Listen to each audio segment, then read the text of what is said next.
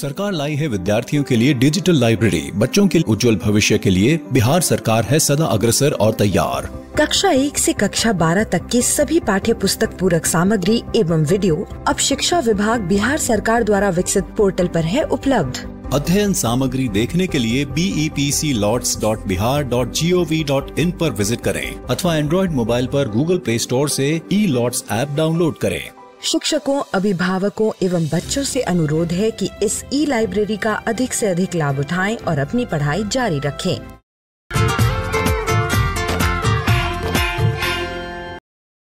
पूर्ण संख्या।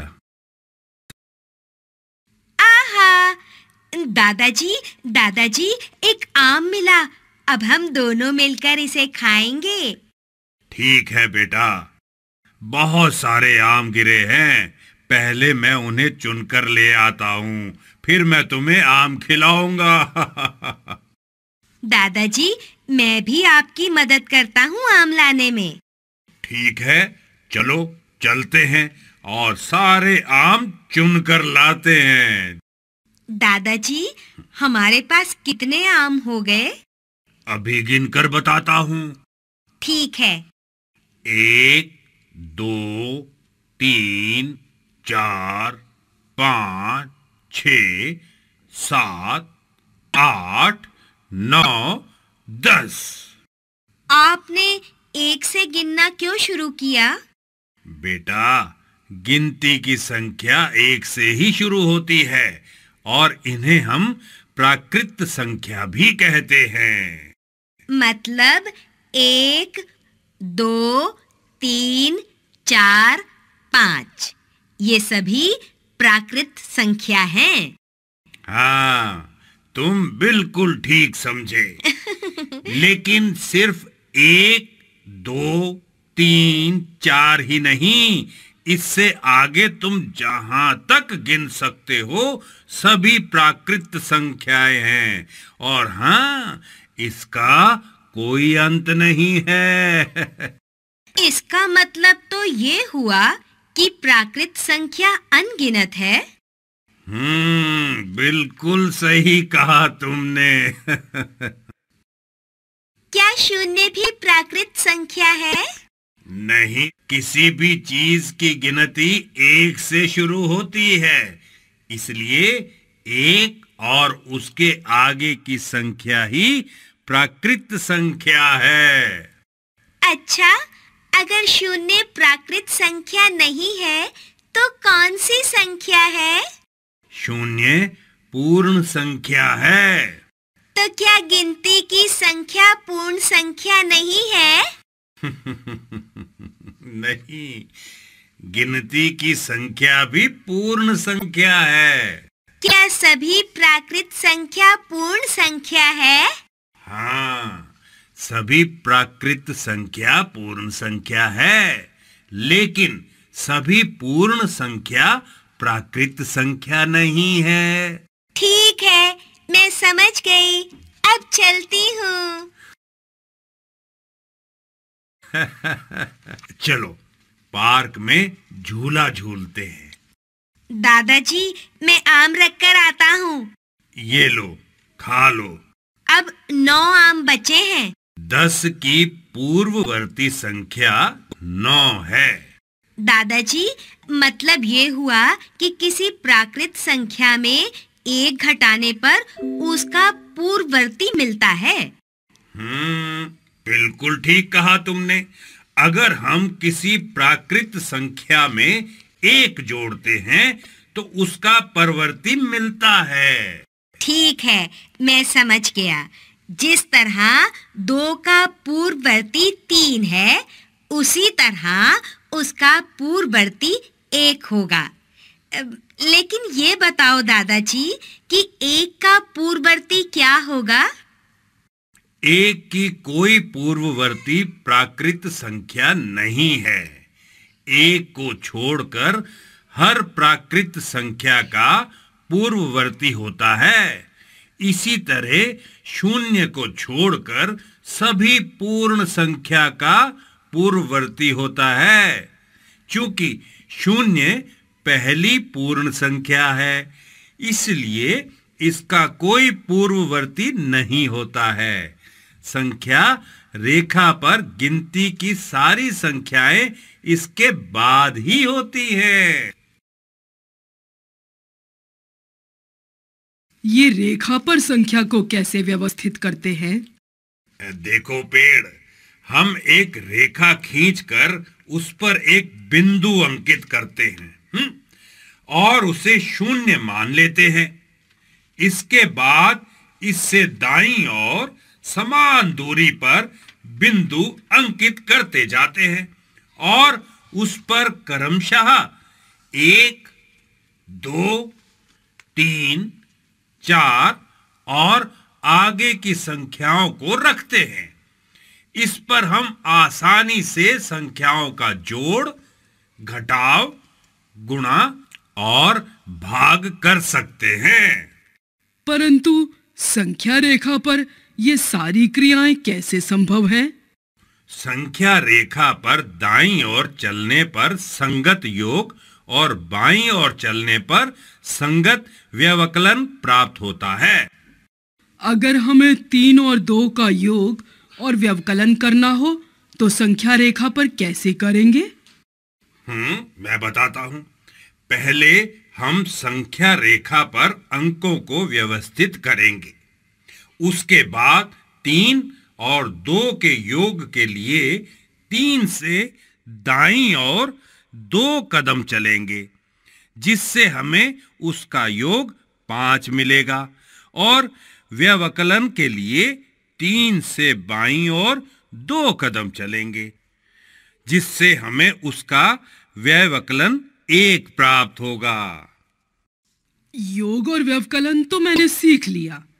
अब ये बताओ कि गुणन की क्रिया संख्या रेखा पर कैसे करेंगे? 0 से प्रारंभ करके समान दूरी के कदम से गुणनफल प्राप्त होता है। अगर हमें 4 को 2 से गुणा करना हो तो हम पहले 0 से 4 कदम दाईं ओर चलकर 4 पर पहुंचेंगे और अगला कदम भी 4 अंकों का ही होगा। इस तरह 4 अंकों का 2 कदम दाईं ओर चलने पर 8 मिलता है। यही 4 और 2 का गुणनफल होगा। तुमने तो इतनी जटिल क्रियाओं को आसानी से समझा दिया। अब मुझे विभाजन की क्रियाओं को भी समझाओ। तो सुनो, एक संख्या से विभाजन का अर्थ है कि उस संख्या को बार बार घटाना। जैसे 8 को 2 से विभाजित करने के लिए 8 में 2 को तब तक घटाएंगे जब तक उसका अंतर 0 न आ जाए। 8 में 4 बार 2 घटाने पर 0 प्राप्त होता है। इसलिए 8 और 2 का भागफल 4 होगा। ठीक है, मैं समझ गया। अच्छा, अब मैं घर चलता हूँ। दादाजी, पूर्ण संख्या के क्या गुण हैं? देखो बेटा, पूर्ण संख्या का योग और गुणनफल हमेशा एक पूर्ण संख्या ही होती है। साथ ही 0 के साथ किसी भी पूर्ण संख्या का गुणनफल हमेशा 0 होता है, जबकि 0 से उसका विभाजन परिभाषित नहीं है। और कौन-कौन से गुण हैं? पूर्ण संख्याओं के योग, व्यवकलन, गुणा और विभाजन के लिए कई नियम हैं। क्या-क्या? पूर्ण संख्याओं का योग और गुणन क्रम विनिमय होता है। दादाजी, क्रम विनिमय का मतलब क्या है? क्रम विनिमय से तात्पर्य है कि संख्याओं का क्रम बदलने से भी उनका योग और गुणनफल समान रहता है। जैसे 2 और 3 के योग में 2 को 3 से जोड़ें या फिर 3 को 2 से, उनका योग 5 ही होता है। ठीक उसी तरह 2 को 3 से गुणा करें या 3 को 2 से, उनका गुणन 6 ही होगा। दादाजी, साहचर्य नियम क्या है? अगर हमें 2 से अधिक पूर्ण संख्याओं का योग और गुणन करना हो तो किसी भी युग्म का योग और गुणन पहले कर सकते हैं और अगली पूर्ण संख्या को उनमें जोड़ या गुणा कर सकते हैं। कैसे?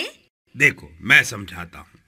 अगर हमें 2, 3 और 4 का योग करना हो तो हम 2 और 3 को पहले जोड़ते हैं और इनके योग 5 में 4 को जोड़ते हैं, जिससे इनका कुल योग 9 मिलता है। इनका क्रम बदलकर बताओ दादाजी। हम 4 और 2 को पहले जोड़ते हैं और इनके योग 6 में 3 जोड़ते हैं, तब भी हमें कुल योग 9 ही मिलता है। इसी तरह इनका गुणन करना हो तो पहले 2 से 3 को गुणा करते हैं और इनके गुणन 6 में 4 को गुणा करते हैं, जिससे इनका कुल गुणन 24 मिलता है। क्रम बदलकर अगर हम 3 और 4 का गुणन पहले करें और इनके गुणन 12 को 2 से गुणा करें, तब भी 24 ही मिलता है। दादाजी, इससे क्या फायदा है? साहचर्य गुण से सरलता से योग और गुणा कर सकते हैं। ठीक है, लेकिन इसे हम व्यवकलन और विभाजन के लिए भी इस्तेमाल कर सकते हैं? नहीं, व्यवकलन और विभाजन में इसका इस्तेमाल नहीं होता, क्योंकि पूर्ण संख्या का व्यवकलन और विभाजन क्रम विनिमय नहीं होता है। ठीक है, पर दादाजी, क्या बड़ी संख्याओं का गुणन हम साहचर्य नियम से आसानी से कर सकते हैं? नहीं, बड़ी संख्याओं के गुणन के लिए हम बंटन नियम का प्रयोग करते हैं। ये बंटन नियम क्या है? बंटन का मतलब वितरण से है। अगर हमें 12 को 35 से गुणा करना हो तो हम 12 को 10 और 2 के योग 10 जमा 2 में वितरित करेंगे। फिर 35 को 10 और 2 दोनों से गुणा करके उनका योग निकालेंगे। 35 को 10 से गुणा करने पर 350 और 2 से गुणा करने पर 70 मिलेगा और दोनों का योग 420। इस तरह हम आसानी से बड़ी संख्याओं का गुणन कर सकते हैं। दादाजी, अगर हमें 35 और 8 का गुणन करना हो तो बंटन नियम से कैसे करेंगे? मैं बताता हूं। देखो, 8 को हम 10 और 2 के व्यवकलन के रूप में 10 घटा 2 वितरित करेंगे। फिर 35 से 10 और 2 का गुणन कर उनका व्यवकलन निकालेंगे। 35 और 10 का गुणन 350 और 35 और 2 का गुणन 70 का व्यवकलन 280 होगा और यही 35 और 8 का गुणनफल भी। दादाजी, अगर बड़ी संख्याओं का जोड़ या घटाव करना हो तो कैसे करेंगे? इसके लिए प्रतिरूप का उपयोग करते हैं। अगर हमें 117 और 98 का योग निकालना हो तो हम 98 को 100 और 2 के व्यवकलन 100 घटा 2 के रूप में वितरित करेंगे। फिर 117 और 100 का योग 227 में 2 को घटाएंगे और हमें 225 प्राप्त होगा। ठीक है, अब मैं सोने जा रहा हूँ दादाजी, आप भी सो जाओ। सारांश: गिनती की संख्या प्राकृत संख्या है। शून्य और प्राकृत संख्याओं के समूह को पूर्ण संख्या कहते हैं। सभी प्राकृत संख्या पूर्ण संख्या हैं, लेकिन सभी पूर्ण संख्या प्राकृत संख्या नहीं है। किसी संख्या में 1 जोड़ने पर उस संख्या का परवर्ती मिलता है और 1 घटाने पर पूर्ववर्ती संख्या मिलती है। जिस रेखा पर संख्याओं को व्यवस्थित किया जाता है उसे संख्या रेखा कहते हैं। इस पर योग, व्यवकलन, गुणन और भाग की क्रिया भी की जाती है। संख्या रेखा पर दाईं ओर चलने पर संगत योग और बाईं ओर चलने पर संगत व्यवकलन प्राप्त होता है। शून्य से किसी संख्या का विभाजन संभव नहीं है। पूर्ण संख्याओं के योग और गुणनफल के लिए क्रम विनिमय, साहचर्य और बंटन या वितरित पूर्ण संख्याओं के योग और गुणफल के लिए क्रम विनिमय, साहचर्य और बंटन या वितरित नियम की मदद भी लेते हैं। प्रश्न और उत्तर। प्रश्न: क्या गिनती की संख्याएं पूर्ण संख्या है? उत्तर: हां, गिनती की संख्या प्राकृत संख्या है। सभी प्राकृत संख्या पूर्ण संख्या है। प्रश्न: 20 की परवर्ती संख्या कौन सी होगी? उत्तर: 20 + 1 = 21। प्रश्न: शून्य की पूर्ववर्ती संख्या क्या है? उत्तर: शून्य की कोई पूर्ववर्ती संख्या नहीं है। प्रश्न: 2 + 5 + 8 का योग साहचर्य नियम का प्रयोग कर निकालें। उत्तर: 2 + 8 + 5 = 10 + 5 = 15। प्रश्न: बंटम नियम से 30 को 45 से गुणा करें। उत्तर: 30 × 45 = 30 × 40 + 5 = 30 × 40 + 30 × 5 = 1200 + 150 = 1350।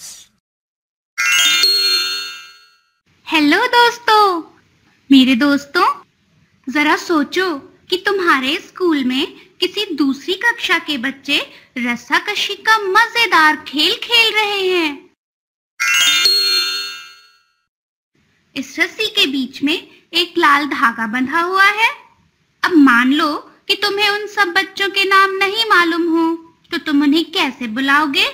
शायद कुछ ऐसे कि अरे लाल धागे के बाईं ओर के तीसरे लड़के, जरा और दम लगाओ, खाना नहीं खाया क्या? जरा देखो तो लाल धागे के दाहिनी ओर का 5वां लड़का कितना जोर लगा रहा है। अब अगर तुम्हें इनके नाम पता होते तो इतनी मुसीबत तो नहीं उठानी पड़ती। चलो अच्छा है, गणित में ऐसी कोई परेशानी नहीं होती, क्योंकि यहाँ पर तो सभी संख्याओं के नाम होते हैं और उन्हें दर्शाया भी जाता है। जानना चाहते हो कैसे? तो ये देखो। जैसे कि तुम जानते हो कि उत्तर की विपरीत दिशा दक्षिण है और पूर्व की विपरीत दिशा पश्चिम है।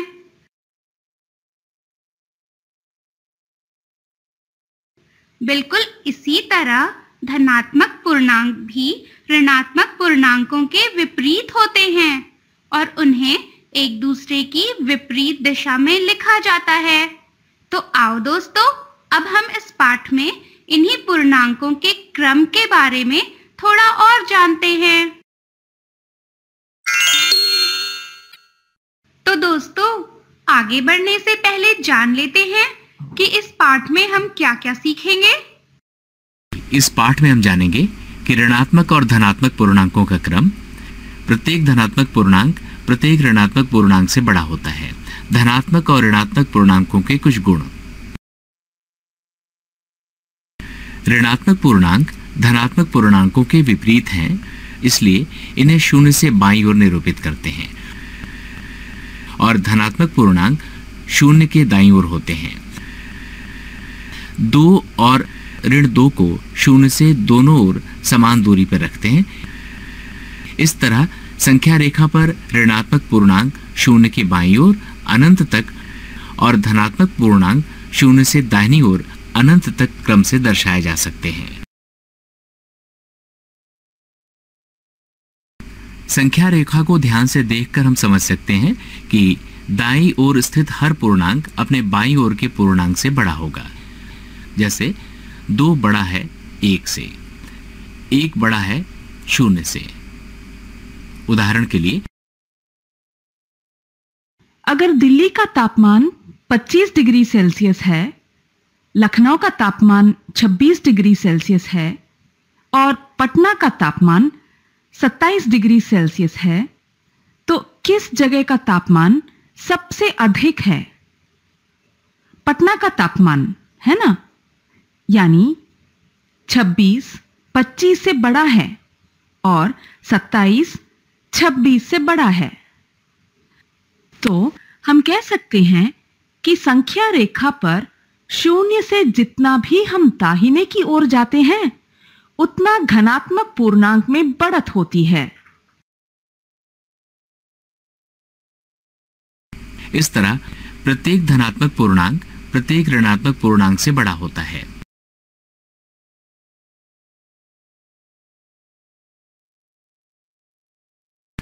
संख्या रेखा पर हम देख सकते हैं कि बाईं ओर स्थित हर ऋणात्मक पूर्णांक अपने दाईं ओर के ऋणात्मक पूर्णांक से छोटा होगा।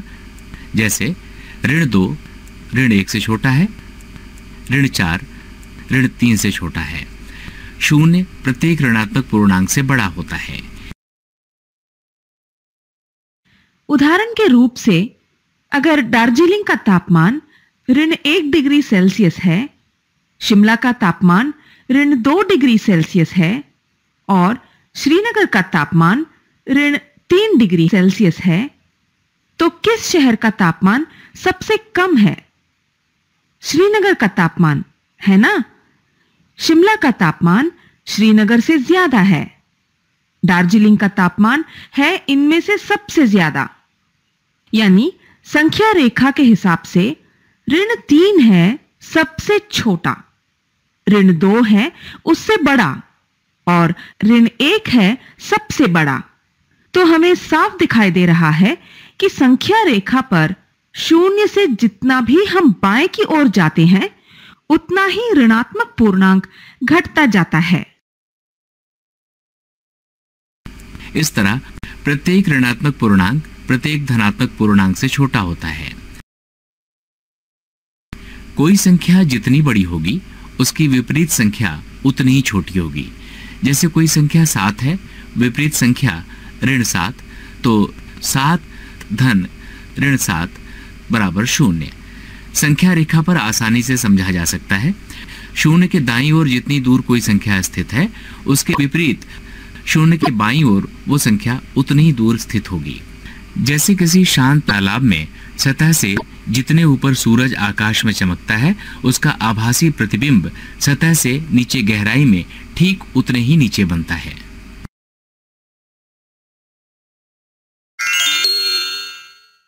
तो आओ जरा देखें कि इस पाठ में हमने क्या-क्या सीखा। प्रत्येक धनात्मक पूर्णांक प्रत्येक ऋणात्मक पूर्णांक से बड़ा होता है। 0 प्रत्येक धनात्मक पूर्णांक से छोटा होता है। 0 प्रत्येक ऋणात्मक पूर्णांक से बड़ा होता है। कोई धनात्मक संख्या जितनी बड़ी होगी, उसकी विपरीत ऋणात्मक संख्या उतनी ही छोटी।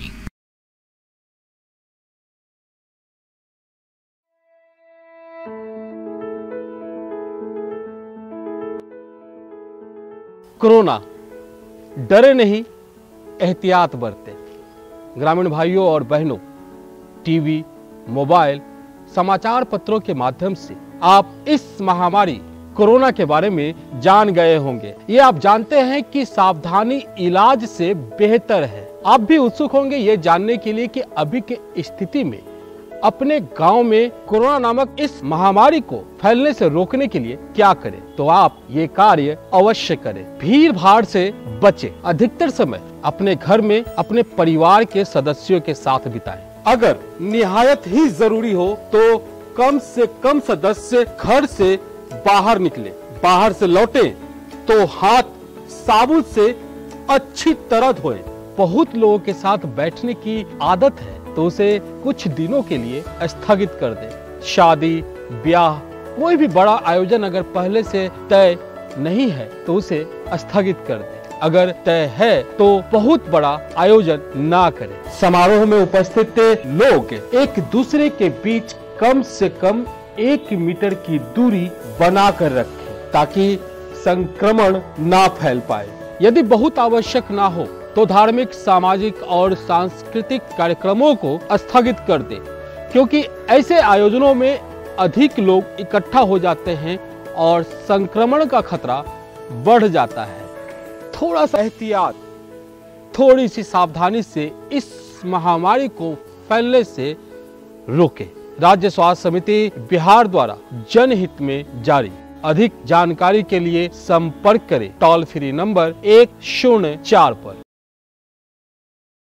इन चित्रों को देखिए, क्या आपको इनमें कोई खास बात नजर आ रही है? अब देखिए, इस रेखा को वस्तु के बिल्कुल बीच में खींचने से क्या होता है। आप देख रहे हैं कि वस्तु के 2 भाग जो रेखा के दोनों तरफ हैं, एक दूसरे से बिल्कुल समान हैं। यदि वस्तु को रेखा के अनुदिश मोड़ेंगे तो दोनों भाग एक दूसरे को पूरा पूरा ढक लेंगे। इसी संकल्पना द्वारा ही हमें प्रकृति में पाई वस्तुएं इतनी खूबसूरत लगती हैं।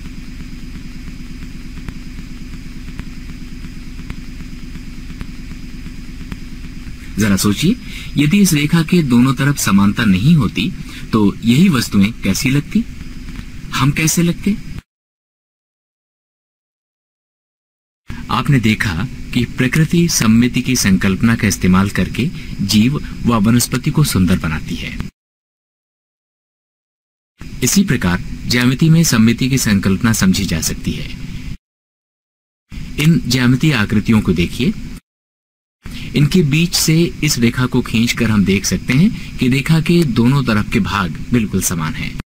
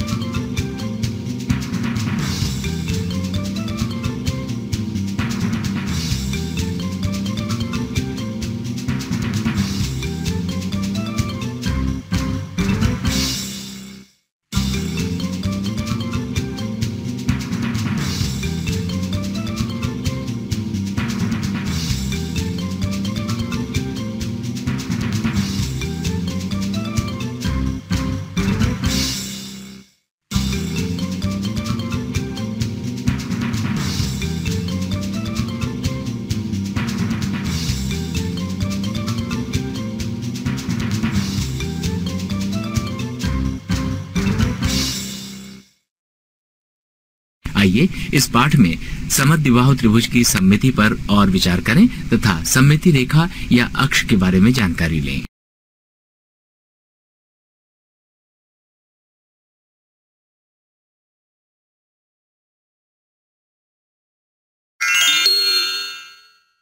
तो दोस्तों, आगे बढ़ने से पहले जान लेते हैं कि इस पाठ में हम क्या-क्या सीखेंगे। इस पाठ का उद्देश्य है सममिति की संकल्पना जानना, सममिति अक्ष या सममिति रेखा के बारे में जानना, 2 बिंदुओं की सममित रेखा का अस्तित्व जानना।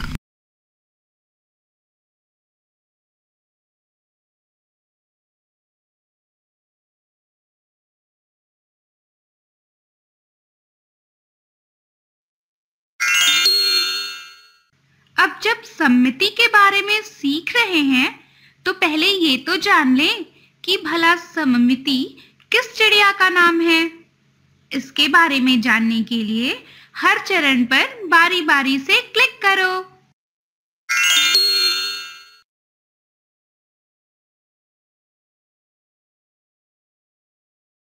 एक कागज पर एक समद्विबाहु त्रिभुज ABC खींचिए जिसका आधार BC है।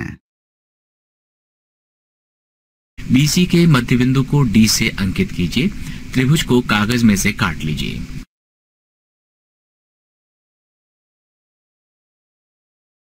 इस त्रिभुज को रेखा AD के अनुदिश मोड़िए।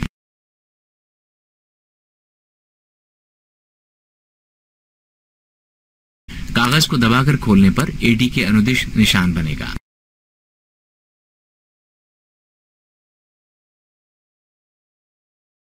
इस निशान पर त्रिभुज ABC दो समान भागों में बढ़ता है।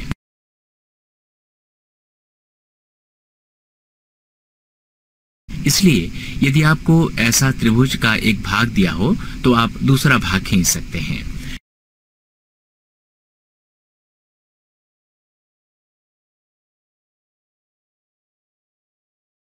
इस कारण हम कहते हैं कि समद्विबाहु त्रिभुज AD के आसपास सममित है।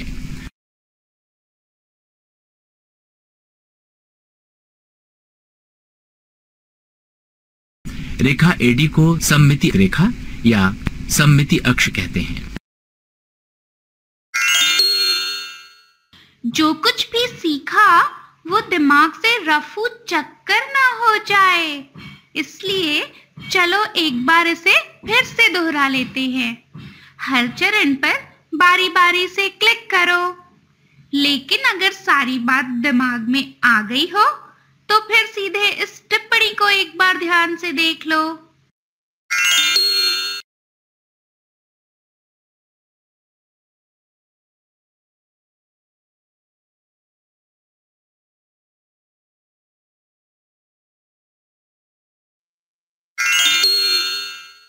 तो अब तक तुम सब सममिति की परिभाषा जान चुके हो। साथ ही समद्विबाहु त्रिभुज के उदाहरण के द्वारा तुम सममिति की इस अवधारणा को और भी स्पष्ट रूप से समझ चुके हो। तो आओ अब बिंदुओं की सममित रेखा के बारे में जानते हैं। बिंदु ज्यामितीय से संबंधित एक आधारभूत अवधारणा है। हम यह जानेंगे कि दो बिंदुओं की सममिति रेखा होती है या नहीं। इसे भी हम कागज पर की गई एक गतिविधि के द्वारा समझेंगे। इसके बारे में जानने के लिए हर चरण पर बारी बारी से क्लिक करो।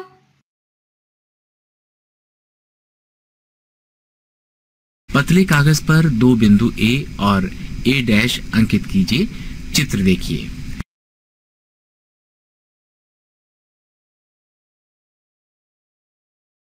A और A' को मिलाइए।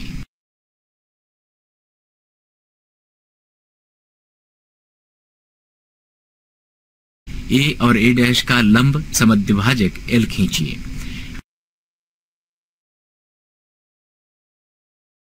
यह A' को M पर प्रतिच्छेदित करेगा। अब कागज को L के अनुदिश मोड़िए।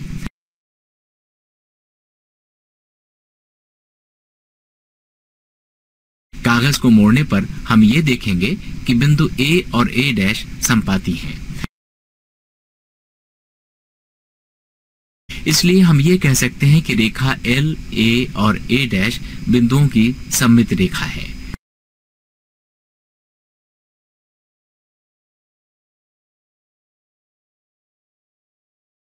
इसे हम इस तरह भी व्यक्त कर सकते हैं, L के सापेक्ष A' व A सममित हैं।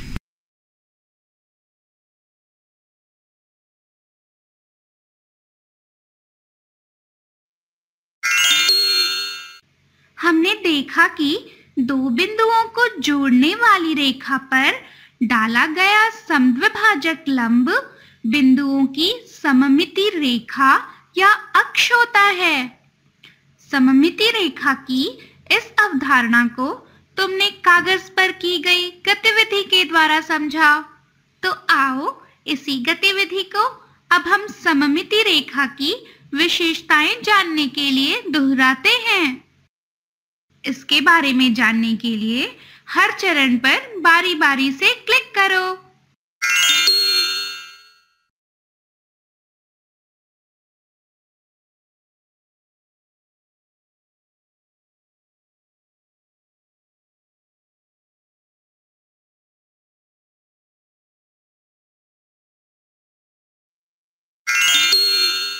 तो हमने अब तक सीखा कि किसी आकृति की सममिति रेखा या अक्ष आकृति को बराबर हिस्सों में बांटती है।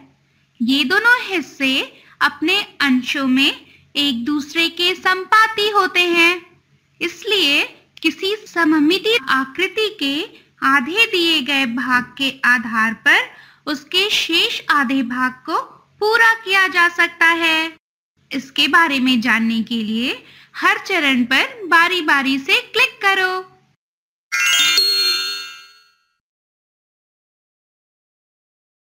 मान लीजिए रेखा L के बाहर बिंदु Q है।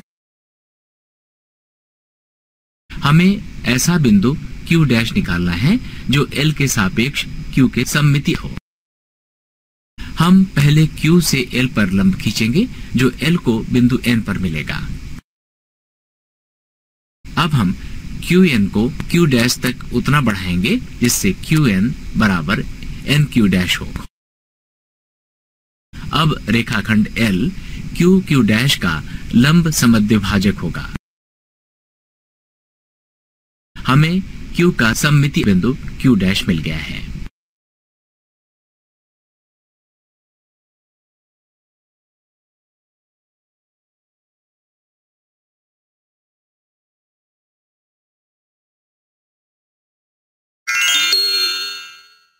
तो आओ जरा देखें कि इस पाठ में हमने क्या-क्या सीखा। सममिति रेखा या सममिति अक्ष किसी भी आकृति के तल में स्थित ऐसी रेखा है जो जब इस तल को उस रेखा के अनुदिश मोड़े तो आकृति के दोनों भाग अपने सब अंशों में एक दूसरे के साथ संपाती हों।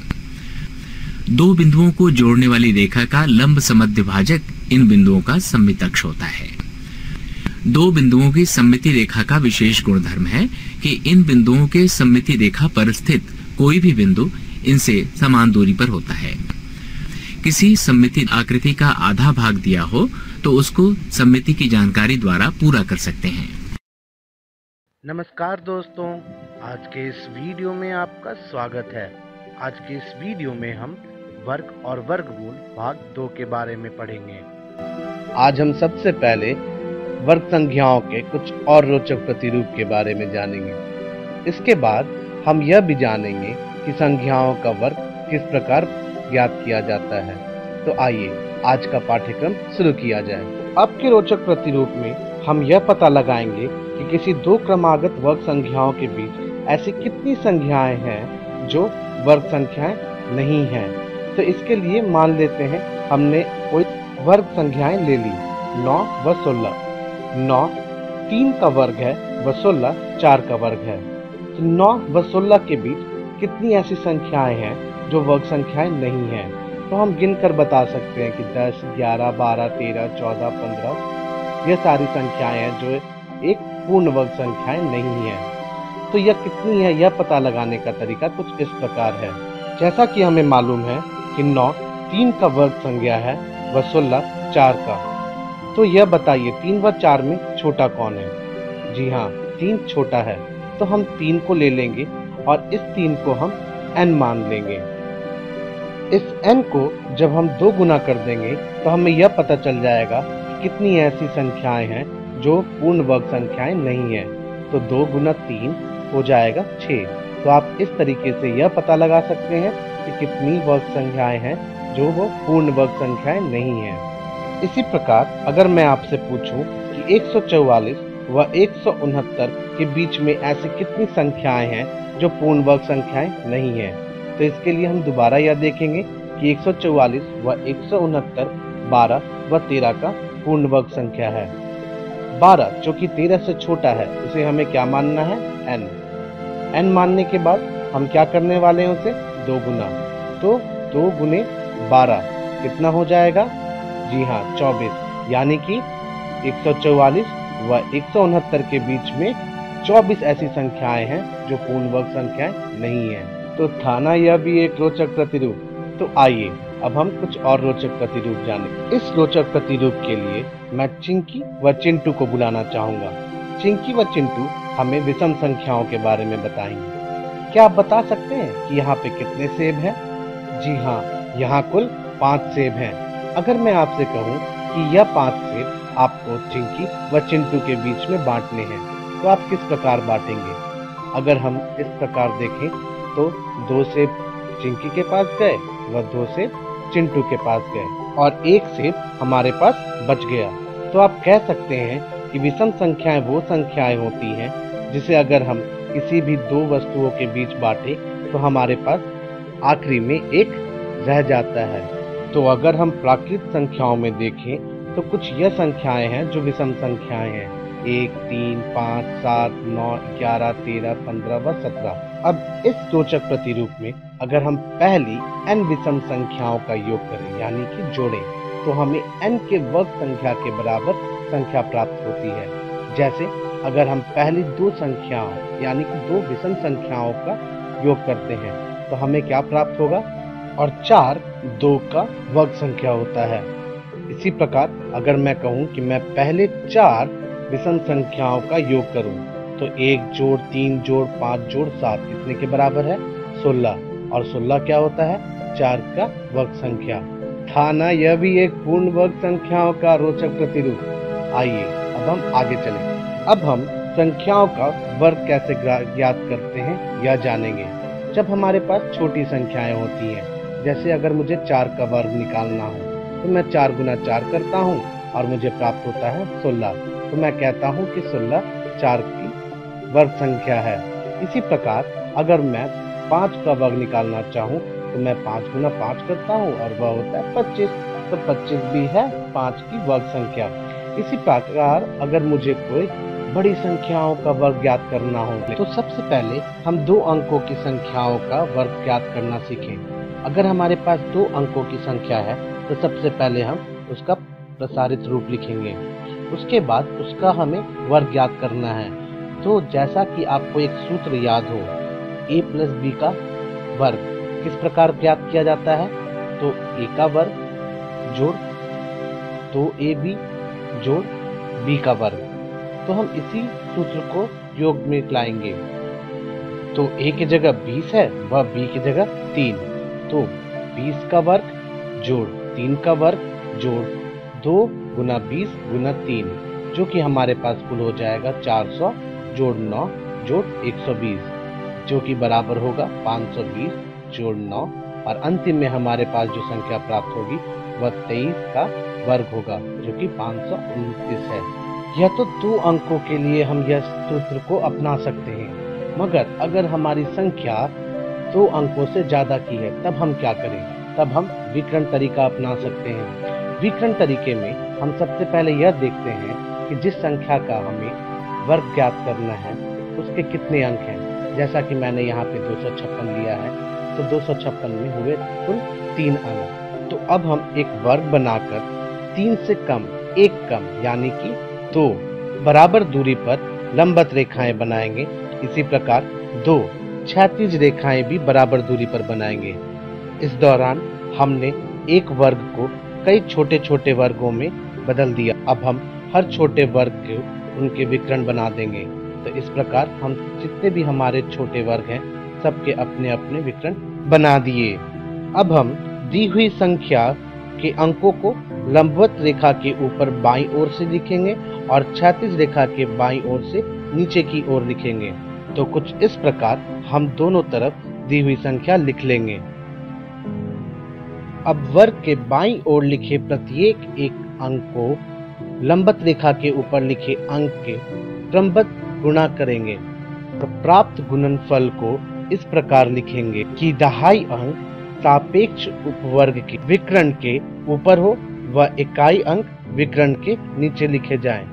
तो जैसे 2 गुना 2 हो गया 4, तो 0 हुआ दहाई पे तो मैंने 0 को विकर्ण के ऊपर लिखा, व 4 हुआ इकाई पर तो मैंने 4 को विकर्ण के नीचे। इसी प्रकार हम वर्ग के बाईं ओर लिखे प्रत्येक अंक को लंबवत रेखा के ऊपर लिखे अंक से क्रमबद्ध गुना करते जाएंगे और प्राप्त गुणनफल को उनके सापेक्ष उपवर्ग में लिखते जाएंगे। एक एक कर सारी संख्याओं को लिखते हुए हम कुछ इस तरह संख्याओं को प्राप्त करेंगे। अब दाईं ओर केस बस से नीचे वाले विकर्ण से शुरू करते हुए हम ऊपर की तरफ जाएंगे। अब नीचे के विकर्ण से शुरू कर हम हर अंकों को जोड़ते जाएंगे व लिखते जाएंगे। जैसे यहाँ 6 था तो 6 लिख लिया, 0 3 व 0 थे तो 0 3 जोड़ 0 हमारे पास हो गए 3। इसी प्रकार 2 जोड़ 3 जोड़ 5 जोड़ 3 जोड़ 2 हमारे पास हो गए 15। और इसी प्रकार हमारे पास बाकी के भी संख्याएं आ जाएंगी। इसी प्रकार आप देख सकते हैं हमारे पास यहाँ हो गए 4 और फिर 1 जोड़ 4 जोड़ 1 हो गया 5 6 और फिर अंतिम में 0 है तो 0 का 0। तो अब हमें यह सारे योगफल प्राप्त हो जाएंगे। इन संख्याओं से हमें वर्ग ज्ञात करना है। जिन जिन संख्याओं में सिर्फ इकाई अंक है वहां पर हम उस संख्या को वर्ग संख्या के स्थानों पे एक एक कर लेते जाएंगे। जैसे कि यहाँ पर 6 था तो 6 चला गया इकाई स्थान पर। अब हमारे पास 3 है तो वो चला गया दहाई स्थान पर। अब यहाँ 15 है, 15 में 2 अंक हैं तो इस संख्या को हमें तोड़ देना है। तो 15 को हमने तोड़ बनाया 1 और 5। 5 था इकाई अंक से तो इसलिए यह अंक जाएगा ज्ञात होने वाले वर्ग संख्या के स्थान में। वह 1 जो बच गया वह जाकर 4 के साथ जुड़ जाएगा। तो 4 जोड़ 1 हुआ 5। अब यहाँ भी है हमारे पास सिर्फ 1 अंक तो यह अंक भी चला जाएगा एक स्थान पे और फिर 6 और अंतिम में हमारे पास बचता है 0 जिसका कि कोई भी मूल्य नहीं है। तो यह संख्या हो गया हमारे पास वर्ग संख्या। तो हम कह सकते हैं कि 256 का वर्ग कितना होगा तो 65,536। तो आज के इस वीडियो में सबसे पहले हमने कुछ और रोचक प्रतिरूप जाने और अंतिम में हमने यह भी सीखा कि किसी संख्या का वर्ग किस प्रकार ज्ञात करना है। हम अपनी अगली वीडियो में यह जानेंगे कि पाइथागोरस त्रिक क्या होता है और किसी भी संख्या का वर्गमूल किस प्रकार ज्ञात करते हैं। तो हम अपनी अगली वीडियो में मिलते हैं। आशा करती हूँ बच्चों आपने वर्ग और वर्गमूल भाग 2 पाठ को अच्छी तरह से समझ लिया होगा। चलिए अब हम कुछ प्रश्नों को देखते हैं। प्रश्न 1, 14 व 15 के वर्ग संख्याओं के बीच कितनी संख्याएं हैं जो पूर्ण वर्ग संख्या नहीं है? ऑप्शंस है A 14, B 15, C 28 या D 30। चलिए देखते हैं इसका सही उत्तर क्या होगा।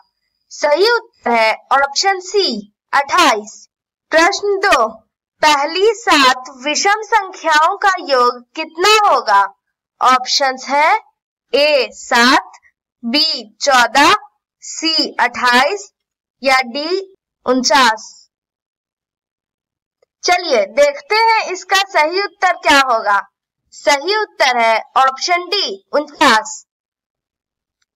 प्रश्न 3, बिना गुणा किए यह बताइए कि 32 का वर्ग कितना होगा?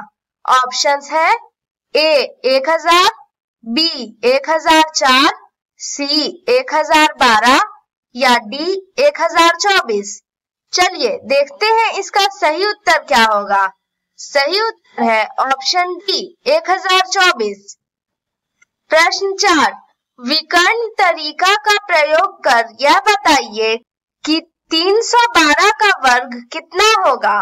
ऑप्शंस है A 93,744, B 97,344, C 99,961 या D 91,144। चलिए देखते हैं इसका सही उत्तर क्या होगा। सही उत्तर है ऑप्शन बी 97,344। प्रश्न 5, 12 का वर्ग कितना होगा? ऑप्शंस है A 144, B 121, C 100 या D 81। चलिए देखते हैं इसका सही उत्तर क्या होगा। सही उत्तर है ऑप्शन ए 144। डर से नहीं तैयारी से आगे कदम बढ़ाना है। रुकी जिंदगी में चहल पहल वापस फिर से लाना है। धोकर हाथ पहन कर मास्क सुरक्षित जीवन चलाना है। सुरक्षित जीवन चलाना है। डर कर नहीं तैयारी से आगे कदम बढ़ाना है। डर कर नहीं तैयारी से आगे कदम बढ़ाना है। रखेंगे 2 गज की दूरी, सबको पौष्टिक आहार खिलाएंगे, बच्चों और बूढ़ों का करेंगे ख्याल। रोगी नहीं, रोग से लड़ कोरोना को हराएंगे। स्वास्थ्य केंद्र फिर से खुल गए, जिनका लाभ उठाना है। रुकी जिंदगी में चहल पहल, वापस फिर से लाना है। धोकर हाथ, पहन कर मास्क, सुरक्षित जीवन चलाना है, सुरक्षित जीवन चलाना है। डर कर नहीं तैयारी से आगे कदम बढ़ाना है। डर कर नहीं तैयारी से आगे कदम बढ़ाना है। टीकाकरण की शुरुआत हो गई है, पर पहले की तरह हमें मास्क लगाना और 2 गज की दूरी बनाए रखना अभी भी जरूरी है। स्वास्थ्य विभाग और सूचना एवं जनसंपर्क विभाग बिहार सरकार द्वारा जनहित में जारी। जीतेगा बिहार।